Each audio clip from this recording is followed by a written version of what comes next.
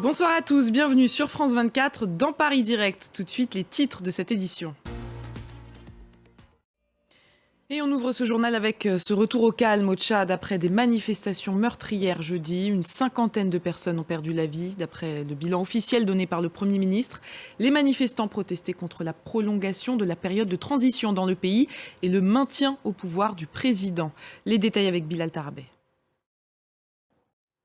Il est l'homme qui murmurait à l'oreille de Donald Trump durant son mandat présidentiel. Steve Bannon a été condamné à 4 mois de prison pour outrage au Congrès et entrave à l'enquête parlementaire sur l'assaut du Capitole.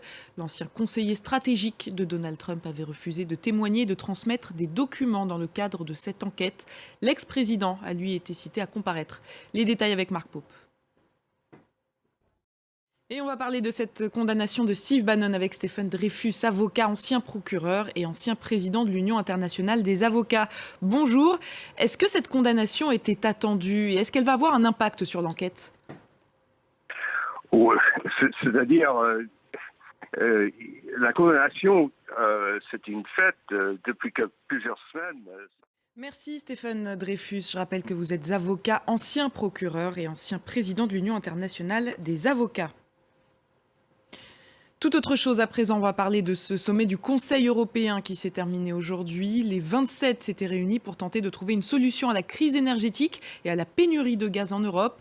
Les dirigeants se sont mis d'accord sur le principe d'un corridor dynamique de prix pour empêcher une envolée spéculative des prix du gaz.